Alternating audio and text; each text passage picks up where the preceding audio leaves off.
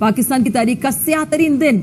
आज मेरा दिल अफसुर्दा है। अफसोस तो हो रहा है, जहां दुख है अफसोस है, वहीं पर मुझे गुस्सा भी है।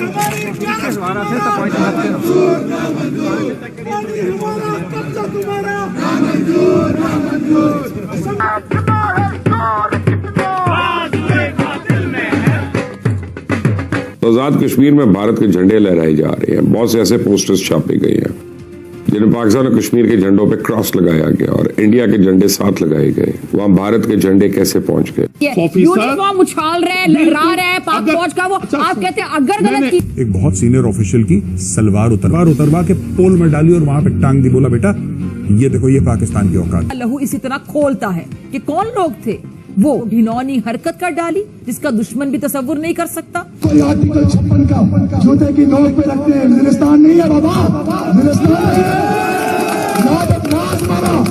उनका मकसद एहतजाज करना हरगिज नहीं था। क्या उन्हें नहीं पता एहतजाज क्या होता है? एहतजाज के लिए रैलियां निकालते हैं, जलसे करते हैं, प्लेकार्ड उठाकर अपने मुतालिबात की मंजूरी के नारे लगाते हैं। यही होता है ना एहतजाज, या कुछ और होता है? जिसकी हर मुल्क के आइन में आजादी भी होती है, यही होता है ना एहतजाज।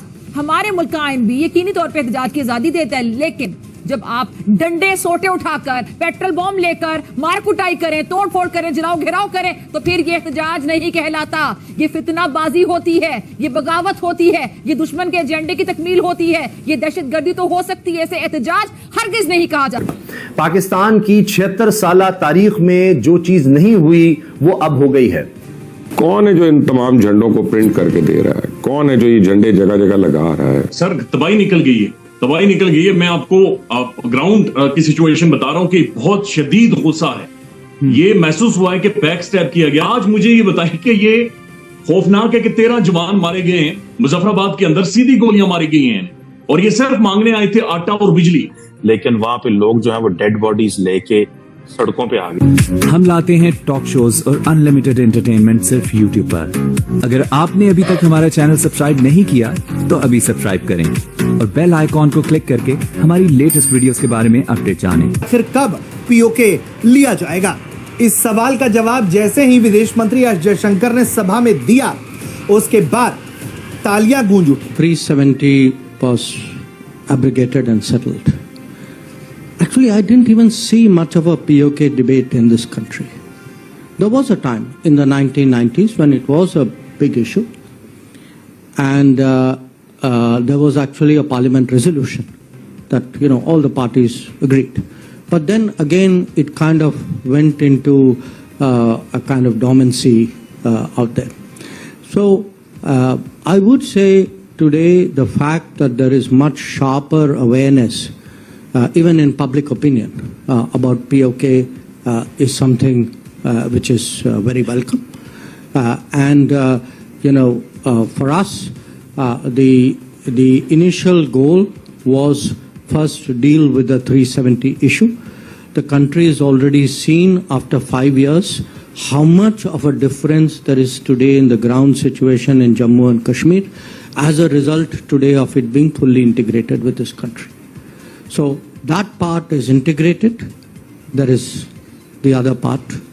So watch part 2 of the series. पे कालक मली पल के दुनिया में भी पाकिस्तान की बदनामी का बाइस बने और ऐसे बेशर्म थे। वहाँ लूट मार भी की, जलाओ घिराई भी किया और बड़े धड़ल्ले से करते रहे।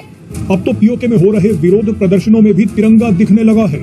1971 में भी ऐसे नाम नेहाद लीडर जो थे, उनकी कारस्तानियों की बदौलत दुश्मन ने खूब फायदा उठाया। आज भी शायद यही सब कुछ दोहराने की कोशिश की गई, लेकिन ये लोग भूल गए हैं कि ये 1971 नहीं है। पाकिस्तान एक एटमी रियासत है जिसकी मुहाफिज पाक फौज दुश्मन को नाको चने चबाने का ढंग खूब अच्छी तरह से सीख चुकी है, और इसे मतनाज़े बनाने का ख्वाब देखने वाले अपने दाम में खुद भी फंस जाएंगे और फंस चुके हैं। अब उनको आटा भी चाहिए, उनके पास बिजली भी नहीं है। अब हमें मालूम नहीं है कि उनके पास चूड़ियां भी नहीं है।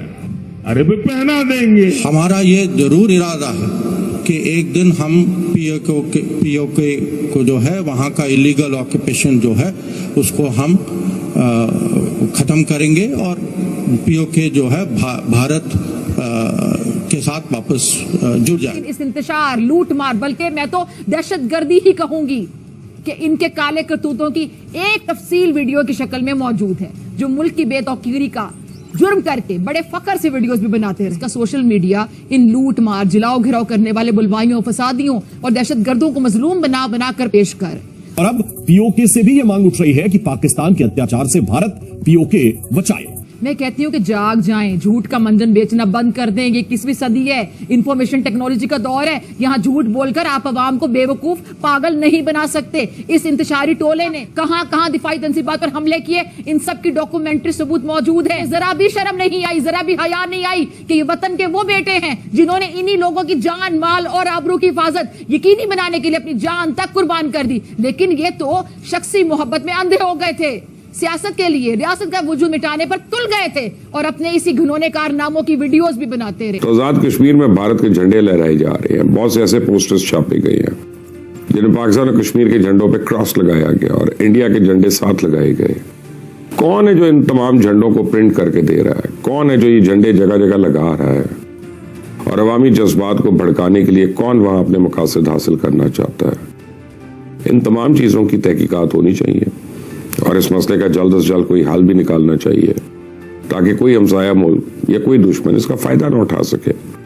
उम्मीद तो है कि पाकिस्तान की हुकूमत इस मामले को जरा संजीदगी से हल करने की कोशिश करेगी और हमेशा की तरह मसले को डंग टपाव नहीं करेगी, यानी कि कर लो 4 दिन के बाद कोई और इमरजेंसी आ जाएगी, बम फट जाएगा, कुछ हो जाएगा तो लोग इसको भूल जाएंगे। कश्मीरी जाहिर है वो आंखों से अंधे और कानों से बहरे नहीं है कि दूसरे कश्मीर जो जिसको आप कहते हैं मकबूजा कश्मीर, उसके हालात क्या है। वहां पे दुबई की अमार कंपनी आके माल ऑफ कश्मीर बना रही है, दुनिया का सबसे हाईएस्ट ब्रिज बन चुका है, हॉस्पिटल्स बन रहे हैं, क्योंकि उसकी वजह यह है कि आपके बॉर्डर के दूसरी तरफ तो दूध की नहरें हैं। इकॉनमी उनकी देखें 8.4% पे। आपको मैं याद कराना चाहूंगा आपकी इकॉनमी 1.4%, 1.6% पे ग्रोथ है। तो वो आपका क्या ख्याल है, वो खबरें नहीं पढ़ रहे वो दुनिया। मैंने आज से बड़ा अरसा पहले चीमा साहब आपके साथ ही इस चीज का मैंने खदशे का इजहार किया था कि ये जो कुछ दूसरे कश्मीर में हो रहा है, आप अपने कश्मीरियों को कंट्रोल किस तरह करेंगे? आप किस तरह कंट्रोल करेंगे जब कश्मीर से दूसरी तरफ जो हालात हो गए? आप क्या बताएंगे अपने कश्मीरियों को? लेकिन आपके पास तो आज पाकिस्तानियों को बताने के लिए भी कुछ नहीं है। अगर देखा जाए तो पूरा पाकिस्तानी कश्मीर है इस वक्त। अगर देखा जाए, जिस प्राइम मिनिस्टर को जहाज में बैठे ये ना पता हो कि जहाज ने इस्लामाबाद लैंड करना है, लाहौर लैंड करना है, कराची लैंड करना है, अमृतसर लैंड करना है, उसको पता ही नहीं। फिर वो जो पिछला आपका केयर टेकर प्राइम मिनिस्टर है, वो कहता है बस $1 करोड़ के लिए मुझसे लड़ रहे हो आप। कहता है ये गंदम का स्कैंडल जो है ये तो चाय की प्याली में तूफान है। कहता बस $1 बिलियन बस। वो काकड़ साहब अगर आपके पास जेब में $1 बिलियन चौक के मुंह से मारो दे तो क्या चौको गल लग रही दोबारा मेरे में। पता नहीं कैसे लोग हो चीमा साहब, जालिम लोग हो आप चीमा साहब। वो कश्मीर के अंदर, अच्छा फिर दूसरी बात कहते हैं 23 अरब रुपए का वहां पे पैकेज दे दिया गया कश्मीर को। वो जो 23 अरब रुपया कहां से आएगा?